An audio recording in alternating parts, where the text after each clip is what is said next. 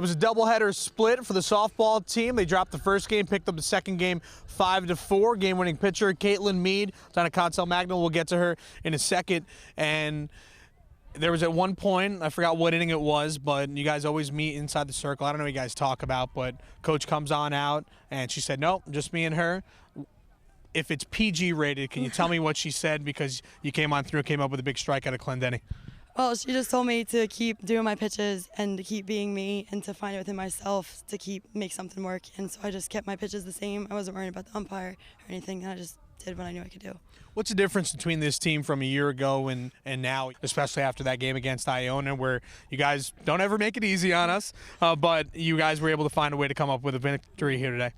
Well, I think it's our determination, honestly. Our team has such drive and passion right now to win that it's really helping us out, and that's why we're getting our wins, because we want them more than anything. Congratulations on the good outing. We'll let you go. Thank you. And we'll bring on in Diana Consell Magno. Let's go back to game number one. And you had Susanna Kudanach over going the entire time. And I had picked up maybe that she had a little bit of signs of fatigue, but I didn't want to speculate. It was a close ball game down the stretch, pitchers duel the entire time. What was the difference between the loss in game one and the win in game two? We had some runners on base, and we need to be able to knock those in. And that's basically what it is. I mean, we had plenty of scoring opportunities, and we just couldn't catch that break with that good contact hit.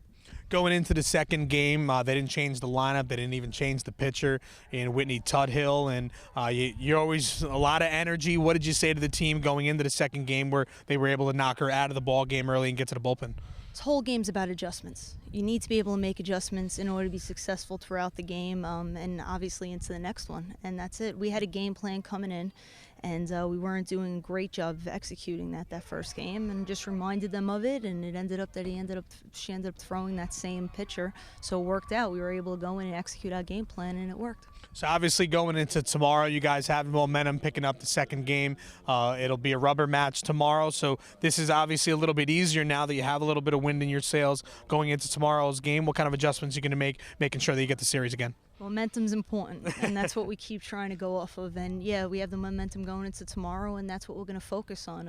Honestly, I don't know yet. I feel confident in any one of our players at this point, on the mound, on the field, behind the plate, at the plate, on the base path, that anybody could do their job. So we're just going to try to work it out and see what we can come up with.